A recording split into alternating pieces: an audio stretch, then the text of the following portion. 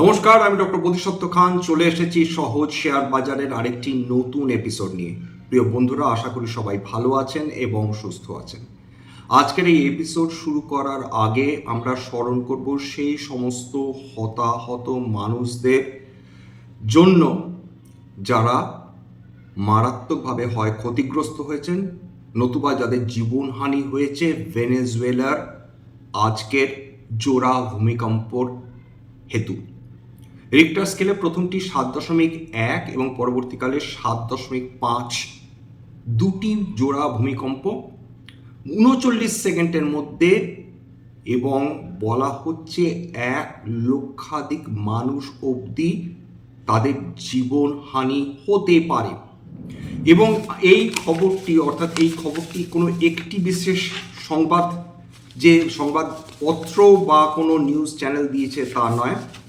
এই খবরগুলো দিয়েছে ABC news Australia, ANI news, mirror now, the Tribune প্রভৃতি, অর্থাৎ অতি খ্যাতনামা সমস্ত সংবাদপত্র। এবং তারা যে আশঙ্কাটি করছেন তার ফলে বোঝা যাচ্ছে যে ভেনেজুয়েলা কেবলমাত্র দারিদ্র্যের সঙ্গে লড়াই করছে তা নয়, তারা একই সঙ্গে প্রাকৃতিক প্রতিশোধের সঙ্গেও তাদের লড়াই করতে হচ্ছে।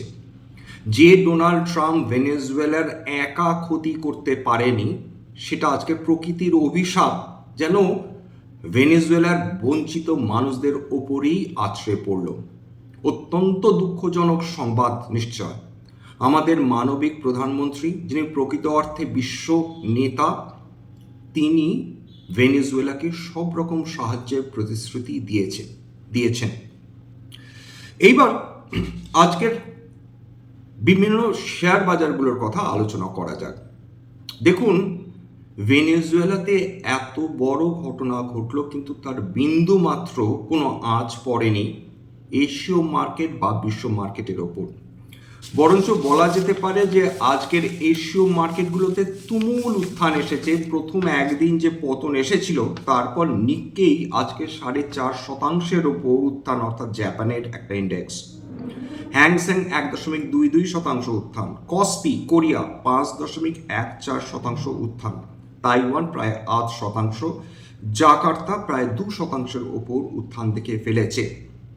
কিন্তু যদি ভারতীয় শেয়ার বাজারের কথা বলেন, দুর্ভাগ্যবশত ভারতীয় শেয়ার বাজার আজকের বড় ম্রিয়মাণ ছিল। হতেই পারে আজকের এক্সপায়ারি, হতেই পারে আজকের সপ্তাহের শেষ ট্রেডিং ডে ছিল, কারণ কালকে ছুটি থাকবে বাজার, কালকে মহরম রয়েছে। সুতরাং এটা হতেই পারে যে বিনিয়োগকারীরা বা ট্রেডার্সরা অতিরিক্ত রিস্ক নিতে চাননি। কিন্তু রিস্ক কোথায় সেটা এখন খুঁজে বের করতে হবে, অর্থাৎ ঝুঁকিও খুঁজে বের করতে হবে ভারতীয় শেয়ার বাজারকে। কারণ যেটা বোঝা যাচ্ছে যে ভারতীয় শেয়ার বাজার নিজের মতন করে আশঙ্কা খুঁজে নেয়। আজকের দিনেও সেটা ব্যতিক্রম হয়নি। হ্যাঁ, FII সেলিং বন্ধ হয়নি, তবে সেটা জানুয়ারি থেকে মে মাসের যে বিক্রির তীব্রতা ছিল, জুন মাসে এসে সেটা কিছুটা হলেও কমেছে। অন্তত আর দুটো ট্রেডিং ডে থাকবে, সোমবার এবং মঙ্গলবার। সেখানে বিশ্বাস করা যায় খুব এদিক ওদিক হওয়ার সম্ভাবনাটি কম, অর্থাৎ জুন মাসটা FII সেলিংয়ের দিক থেকে সবচেয়ে কম ক্ষতিগ্রস্ত একটি মাস হিসাবে ধরা হলেও হতে পারে। এইবার আইটি নিয়ে একটু আলোচনা করা যাক, মেটাল সেক্টর নিয়ে একটু আলোচনা করা যাক। প্রথমে চলে আসি মেটাল সেক্টরের ক্ষেত্রে। দেখুন, মেটাল সেক্টর বিগত 3 দিন ধরে লাগাতার পতন দেখে চলেছে। প্রায় 5%-এর উপর পতন ইতিমধ্যেই হয়ে গেছে এই ইন্ডেক্সে, এবং বিভিন্ন স্টকসগুলোতে বড় কারেকশন এসেছে। সেটা বেদান্ত বলুন, হিন্দুস্তান জিঙ্ক বলুন, ন্যালকো বলুন, সরকারি বেসরকারি সমস্ত স্টকসগুলোতে কারেকশন এসেছে। এর পেছনে কারণ পরপর দুটো ভিডিওতে ব্যাখ্যা করেছি, আবার বলছি। যখনই ডলার ইন্ডেক্স শক্তিশালী হবে, অর্থাৎ ডলার অন্যান্য কারেন্সির তুলনায় শক্তিশালী হবে, তখনই কিন্তু কমোডিটি মার্কেটে পতন এসে থাকে।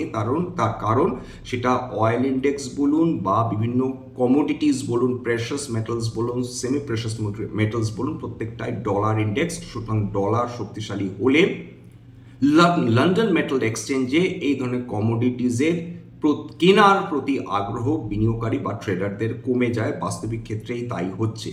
সোনার দাম যদি খেয়াল করে দেখেন, 20% তার হাই থেকে 20% বেশি পতন চলে এসেছে, এবং সেটা বাঙালি যারা মানুষ রয়েছেন অর্থাৎ বাঙালি বিনিয়োগকারীদের জন্য বা যারা সোনা কিনতে পছন্দ করেন, নিঃসন্দেহে সেটা অত্যন্ত সুসংবাদ তো বটেই।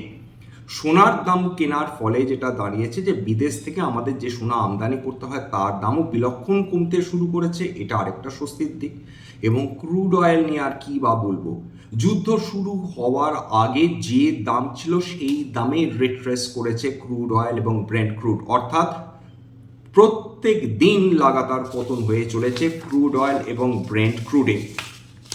এবং ব্রেন্ট ক্রুড আজকে লাস্ট ডেটা পাওয়া অবধি যেটা ট্রেড করছিল সেটা হচ্ছে $72.77 প্রতি ব্যারেল, আজকের 1.3% পতন নিয়ে ট্রেড করছিল। ক্রুড অয়েল 1% বেশি পতন, অর্থাৎ $70 নিচে নেমে গেছে, লাস্ট ট্রেড করছিল $69.61 প্রতি ব্যারেল। ভারতীয় অর্থনীতির জন্য এর থেকে আর ভালো সংবাদ হতে পারে কি? উত্তর হচ্ছে না। রিয়েল এস্টেট আজকের র্যালি করেছে। কেন র্যালি করেছে? খুব স্বাভাবিকভাবে, যে রিজার্ভ ব্যাঙ্ক অফ ইন্ডিয়ার যিনি গভর্নর তিনি অলরেডি বলে দিয়েছেন যে তেলের দাম সাংঘাতিকভাবে কমে গিয়েছে, এবং রিজার্ভ ব্যাঙ্ক অফ ইন্ডিয়ার নেক্সট মনিটারি পলিসি কমিটির মিটিংয়ে কোনো রেপো রেট বা ইন্টারেস্ট রেট বাড়াবার পরিকল্পনা নেই। অর্থাৎ আরবিআই মোরাললেস এটা ক্যালকুলেট করছেন, ধরে নেওয়া যেতে পারে যে সামনের কয়েকটা কোয়ার্টারে যে ইনফ্লেশন রেট সেটা বাড়ার সম্ভাবনা নেই বললেই চলে, অর্থাৎ খুব বেশি হারে ইনফ্লেশন হওয়ার সম্ভাবনা নেই। তার কারণ আমাদের অধিকাংশ মূল্যবৃদ্ধি ইম্পোর্টেড, বাইরে থেকে অ্যাজ ইফ আমরা জোর করে নিয়ে আসি বা নিতে বাধ্য হই। ক্রুড অয়েলের দাম যদি এখন $70 প্রতি ব্যারেলের নিচে নেমে যায়, ভারতীয় যেগুলো ডাউনস্ট্রিম অয়েল কোম্পানিজ রয়েছে তাদের জন্য তো সোনার সোহাগা হয়ে গিয়েছে, এটা বলা যেতে পারে। অর্থাৎ যত ক্রুড অয়েলের দাম কমবে তত ডাউনস্ট্রিম কোম্পানিজ, অর্থাৎ যারা বাজারে তেল শোধন করে বিক্রি করে, তাদের অপারেটিং প্রফিট মার্জিন বৃদ্ধি পাবে। শুধু তাই না, যত ক্রুড অয়েলের দাম কমবে তাদের প্রফিটেবিলিটি বৃদ্ধি হওয়া আরো বেশি সম্ভাবনা তৈরি হচ্ছে। কিন্তু ঘা খাবে কারা? ঘা খাবে আপস্ট্রিম কোম্পানিজগুলো, অর্থাৎ যারা সরাসরি ক্রুড অয়েল কেনে, তার কারণ বা উত্তোলন করে থাকে। যদি ক্রুড অয়েলের দাম অত্যাধিক কমে যায়, সেক্ষেত্রে তাদের কস্ট অফ প্রোডাকশন, অর্থাৎ ক্রুড অয়েল মাটি থেকে তোলার দামের থেকেও যদি ক্রুড অয়েলের দাম কমে যায়, সেক্ষেত্রে তারা লাগাতার লস করতে শুরু করবে। সেটা 1 কোটি 2 কোটির গল্প নয়, সেটা কয়েকশো থেকে কয়েক হাজার কোটি টাকার লসের গল্প রয়েছে। সুতরাং ওয়েঞ্জেসির মতন কোম্পানি যারা আপস্ট্রিম কোম্পানিজ বা অয়েল ইন্ডিয়া যারা আপস্ট্রিম কোম্পানিজ, তাদের এই ক্ষেত্রে ক্ষতিগ্রস্ত হওয়ার সম্ভাবনা রয়েছে। এবার কোল ইন্ডিয়ার কথা বলি কেবলমাত্র উদাহরণ হিসাবে, কোনো রিকমেন্ডেশন না। দেখুন, কোল ইন্ডিয়া যতদিন পেট্রোল ডিজেলের দাম বাড়ছিল, ক্রুড অয়েলের দাম বাড়ছিল, প্রাকৃতিক গ্যাসের দাম বাড়ছিল, তত কিন্তু কদর বাড়ছিল কোল ইন্ডিয়ার পণ্য অর্থাৎ কয়লা। যে মুহূর্তে তেল এবং গ্যাস সস্তা হতে শুরু করলো, সঙ্গে সঙ্গে কিন্তু কোল ইন্ডিয়ার কদরও ধীরে ধীরে কমতে শুরু করলো, যেটা তার প্রাইসে আমরা কিন্তু ক্রমাগত রিফ্লেক্টেড হতে আমরা কিন্তু দেখা শুরু করলাম। এছাড়া capital goods, heavy engineering, consumer durables, defence, এগুলোতে কিন্তু লাগাতার কারেকশন চলছে। কেন চলছে? খুব স্বাভাবিকভাবে এর মধ্যে কয়েকটা কোম্পানিতে সেগুলো 52 সপ্তাহের উচ্চতা নতুবা সর্বকালীন উচ্চতা ছুঁয়ে গিয়েছিল 3 আগে, এবং সেগুলোর পি রেশিও ছিল ভীষণভাবে আনসাস্টেনেবল, অর্থাৎ এত হাই পিতে ট্রেড করছিল যেখানে বিনিয়োগকারীরা বা ট্রেডাররা তারা কিন্তু শেয়ার বিক্রি করে নিজেদের প্রফিট গড়ে তুলেছেন, এটা বলা যেতে পারে। আজকে বিভিন্ন ইন্ডাইসেসগুলো খেয়াল করে দেখুন যে আজকে অয়েল অ্যান্ড গ্যাস প্রায় 1.29% পতন, মেটালস 1.37% পতন, কনজিউমার ডিউরেবলস প্রায় 0.1% পতন, ক্যাপিটাল গুডস প্রায় 0.65% পতন। কেবলমাত্র র্যালি করেছে কোনটা? Nifty auto 2.25%। কেন র্যালি করেছে? স্বাভাবিকভাবে পেট্রোল ডিজেলের যখনই দাম কমে, যখনই ইন্টারেস্ট রেট বৃদ্ধি হওয়ার আশঙ্কা কমে যায়, তখন অটো র্যালি করতে থাকে, কারণ অটো একটা সাইক্লিক্যাল সেক্টর এবং রেট সেন্সিটিভ সেক্টর। সুতরাং ইন্টারেস্ট রেট যদি বৃদ্ধি পাওয়ার সম্ভাবনা না থাকে, সেক্ষেত্রে auto sector, real estate sector এরা অতিরিক্ত অক্সিজেন পায়, এটা বলা যেতে পারে। নিফটি ব্যাংক ভীষণ ফ্ল্যাট ছিল। সেন্সেক্স এবং নিফটি যতখানি ফ্ল্যাট থাকা সম্ভব ঠিক ততখানি ছিল, অতিরিক্ত আমরা কোনো ধরনের উৎসাহ কিন্তু এই ক্ষেত্রে খুঁজে পাইনি। এবার চলে আসি আইটির ক্ষেত্রে। আইটি প্রায় 30% ওপর পতন কেবলমাত্র এই বছরে হয়ে গিয়েছে। কারণটা সহজেই অনুমেয়। যে কারণে এশীয় বাজারগুলোতে চূড়ান্ত র্যালি চলছে সেটা কিন্তু আর্টিফিশিয়াল ইন্টেলিজেন্স ডেভেলপমেন্ট কোম্পানি অথবা আর্টিফিশিয়াল ইন্টেলিজেন্স ইনফ্রাস্ট্রাকচার কোম্পানিজ, এবং ভারতবর্ষে যে কটি বা খুবই সীমিত সংখ্যা আর্টিফিশিয়াল ইন্টেলিজেন্স ইনফ্রাস্ট্রাকচার কোম্পানি রয়েছে সেই স্টকসগুলোতে কিন্তু পতন এসেছে। যদিও 3-4 দিন আগে অবধি এই স্টকসগুলো তাদের 52 সপ্তাহের উচ্চতার কাছে চলে গিয়েছিল, এটা বলা যেতে পারে। এবং একটা জিনিস আপনাদের মাথায় রাখতে অনুরোধ করব, যেগুলো ভারতবর্ষে আর্টিফিশিয়াল ইন্টেলিজেন্স ইনফ্রাস্ট্রাকচার কোম্পানি, অর্থাৎ যারা আর্টিফিশিয়াল ইন্টেলিজেন্সকে পরিকাঠামো দিয়ে সাহায্য করে, অর্থাৎ তার স্কেলিটন তৈরি করে দেয়, সেই ধরনের কোম্পানিজ এশীয় বাজার যত ভালো করবে এই ধরনের কোম্পানিজ তত ভালো করবে। সরাসরি ভারতীয় শেয়ার বাজারে যতটা না প্রভাব রয়েছে এদের ওপর, তার থেকে অনেক বেশি প্রভাব রয়েছে আমেরিকার ন্যাসড্যাকের এবং ডেফিনেটলি এশীয় বাজারগুলোর মধ্যে সেই দেশগুলোর ইন্ডেক্সগুলো যারা এই এআই ডেভেলপমেন্ট বা সেমিকন্ডাক্টর ডেভেলপমেন্ট বা এআই মেমোরি চিপ নিয়ে কাজ করছে, অর্থাৎ জাপান, তাইওয়ান এবং অবশ্যই দক্ষিণ কোরিয়া। সুতরাং এদের যদি শেয়ার মার্কেটে তেজি ভাব থাকে তাহলে ভারতবর্ষে কিন্তু এই ধরনের এআই ইনফ্রাস্ট্রাকচার কোম্পানিজগুলো তারা বেশি লাভবান হয়ে থাকে। এইবার চলে আসি আজকের আইটি কোম্পানিজগুলোতে পুনরায় পতন হয়েছে, প্রায় 1.5% মতন পতন এসেছে। একটা কথা না বললেই নয়, দেখুন ইনফোসিসের মতন কোম্পানি তারা এক বছরে 35.5% বেশি পতন হয়েছে, 3 বছরে প্রায় 17.5% নেগেটিভ রিটার্ন। অর্থাৎ বিনিয়োগকারীদের বিগত 3 বছরে ইনফোসিসের মতন কোম্পানি কোনো সম্পদ তৈরি করে দেয়নি, উপরন্তু কেউ যদি ইনফোসিসের 3 বছর আগে 100 টাকা বিনিয়োগ করতেন তার ইতিমধ্যেই প্রায় 17.5 টাকা খেয়ে বসে রয়েছে ইনফোসিসের মতন কোম্পানি। এইচসিএল টেক এই বছরে 32% বেশি পতন, যদিও বিগত 3 বছরে সেটাও নেগেটিভ রিটার্ন দিয়েছে, তবে ইনফোসিসের মতন পতন দেখেনি, 5.5% পতন চলে এসেছে। চলে আসি টিসিএস এর ক্ষেত্রে। টিসিএস এক বছরে 34.5% বেশি পতন দেখেছে, বিগত 3 বছরে ওই 34.5%ই তারা নেগেটিভ রিটার্ন দিয়েছে। অর্থাৎ 100 টাকা কেউ যদি টিসিএস এ বিনিয়োগ করতেন তার ইতিমধ্যেই 34.5 টাকার বেশি লস হয়ে গিয়েছে। এবার উইপ্রোর কথায় আসি। উইপ্রো এই বছরে ইয়ার টু ডেট 33.5% নেগেটিভ রিটার্ন, বিগত 3 বছরে প্রায় 8.5% নেগেটিভ রিটার্ন দিয়েছে। দেখুন একটা জিনিস খুব ক্লিয়ার, ইদার ভারতবর্ষকে এআই ইনফ্রাস্ট্রাকচার কোম্পানি অতি দ্রুত ডেভেলপ করতে হবে, নতুবা সেমিকন্ডাক্টর স্পেসে দ্রুত উন্নতি করতে হবে, ডেটা সেন্টার্স অতি দ্রুত সৃষ্টি করতে হবে, নতুবা অধিকাংশ ফরেন ইনস্টিটিউশনাল ইনভেস্টার্সরা তারা যেভাবে বিশ্বের বিভিন্ন ইমার্জিং মার্কেটসগুলো থেকে টাকা তুলে নিয়ে চলে যাচ্ছেন সেই সমস্ত টাকা কিন্তু তারা বিনিয়োগ করছেন সমস্ত এআই রিলেটেড কোম্পানিজগুলোতে, সেমিকন্ডাক্টর রিলেটেড কোম্পানিজগুলোতে, data center led AI development কোম্পানিজগুলোতে। সুতরাং যত এই বিদেশে এই ধরনের কোম্পানিজের ডেভেলপমেন্ট হবে, এক ধরনের ইউফোরিক একটা কন্ডিশন চলছে বর্তমানে।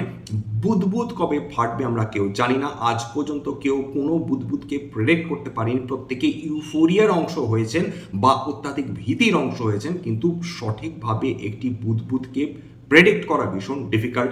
এখন এইটুকুনি বলা যেতে পারে যে অধিকাংশ এশীয় মার্কেটে বিভিন্ন আর্টিফিশিয়াল ইন্টেলিজেন্স কোম্পানিতে ফরেন ইনস্টিটিউশনাল ইনভেস্টার্সরা billions of dollar, $1 billion, $2 billion না, কয়েকশো বিলিয়ন ডলার তারা ইতিমধ্যে বিনিয়োগ করা শুরু করে দিয়েছেন। তবে ভারতবর্ষের পক্ষে একটি অত্যন্ত ভালো খবর রয়েছে, অ্যামাজন তারা অতিরিক্ত $13 বিলিয়ন তারা ভারতবর্ষে বিনিয়োগ করবে। বিগত 6 মাসে তারা ইতিমধ্যেই $48 বিলিয়ন বিনিয়োগ করার প্রতিশ্রুতি দিয়ে দিয়েছে। আজকের দিনের ঘোষণা অতিরিক্ত $13 বিলিয়ন সেটা তারা ভারতবর্ষে বিনিয়োগ করবে, এবং খুব স্বাভাবিকভাবে কোথায় বিনিয়োগ করবে, তারা ক্লাউড ইনফ্রাস্ট্রাকচারে বিনিয়োগ করবে, তারা আর্টিফিশিয়াল ইন্টেলিজেন্সে বিনিয়োগ করবে, তারা ডেটা সেন্টারে বিনিয়োগ করবে, এবং অ্যামাজন ওয়েব সার্ভিস যার ডেফিনেটলি যার সাহায্য ভারতবর্ষের অধিকাংশ বড় বড় নামজাদা কোম্পানিসগুলো নিয়ে থাকে, সেইগুলোতে বিনিয়োগ করবে। স্বাভাবিকভাবে অ্যামাজন বুঝে গেছে যে 145 কোটির মানুষ যে দেশে বাস করে, তার থেকে বড় লিউক্রেটিভ একটি মার্কেট এই মুহূর্তে ভাগোটা বিশ্বে নেই বললেই চলে। এছাড়া চায়নাতে বিনিয়োগ করা একটা অসুবিধা রয়েছে। এমনিতে ডোনাল্ড ট্রাম্প খর্বহস্ত হয়ে রয়েছে চায়নার ওপর, সুতরাং আমেরিকার যে বড় বড় কোম্পানিজ তারা স্বতঃপ্রণোদিত হয়ে তারা চায়নাতে গিয়ে বিনিয়োগ করবেন, সেটা ডোনাল্ড ট্রাম্প একেবারেই পছন্দ করছেন না, বা তাদেরকে বারবার সতর্ক করছেন যে তারা কোনোভাবেই যেন এমন কোনো স্টেপ না নেয় যেটা আমেরিকার হিতের পরিপন্থী হতে পারে। সুতরাং এখন এই ধরনের বড় বড় কোম্পানিজ তারা হয় এশিয়ার এই তিনটে রাইজিং জায়েন্টের বিনিয়োগ করছে, নতুবা তারা অপেক্ষা করছে ভারতবর্ষের মতন ইমার্জিং মার্কেট যার প্রচুর সম্ভাবনা রয়েছে। এইবার চলে আসি হচ্ছে অ্যামাজনের স্পেসিফিক এরিয়া অফ ইনভেস্টমেন্ট হচ্ছে আর্টিফিশিয়াল ইন্টেলিজেন্স এবং ক্লাউড ইনফ্রাস্ট্রাকচার। যাই হোক, আজকে এখানে শেষ করব। এইটুকুনি বলা যেতে পারে যে মেটালস এবং আইটি খুব একটা ভালো পারফরমেন্স করছে না।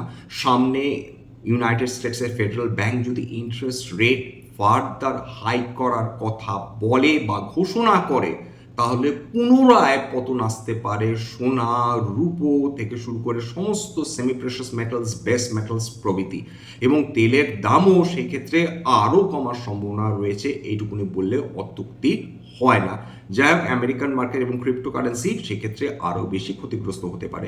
ইউজুয়ালি ইন্টারেস্ট রেট কমলে, ফেডারেল ব্যাংক যদি ইন্টারেস্ট রেট কমায়, সেক্ষেত্রে হাতে যদি উদ্বৃত্ত টাকা এসে থাকে সাধারণ বিনিয়োগকারীদের, অর্থাৎ আমেরিকান বিনিয়োগকারীদের কথা বলছি, তারা ইউজুয়ালি অল্টারনেটিভ ইনভেস্টমেন্টের কথা ভাবেন। সেক্ষেত্রে তারা গিয়ে বিনিয়োগ করেন ক্রিপ্টোর মতন মার্কেটে বা কমোডিটি মার্কেটে। সেইটা হওয়ার সম্ভাবনা কিন্তু কমে আসবে। সেই কারণেই কিন্তু আমরা দিনের পর দিন দেখছি base metals, precious, semi precious মেটালসের প্রতি আকর্ষণ কমে চলেছে। ক্রিপ্টোকারেন্সিতেও এখন খুবই খারাপ অবস্থা হয়ে রয়েছে। দিনের পর দিন কিন্তু সেখানে ক্রমাগত কারেকশন চলছে। আজকে এখানে শেষ করলাম। স্ট্যান্ডার্ড ডিসক্লোজার যে কোম্পানিজগুলো নিয়ে আলোচনা করলাম, হতে পারে তার মধ্যে কয়েকটা কোম্পানিতে আমার বা আমার পরিবারের ভেস্টেড ইন্টারেস্ট থাকলেও থাকতে পারে।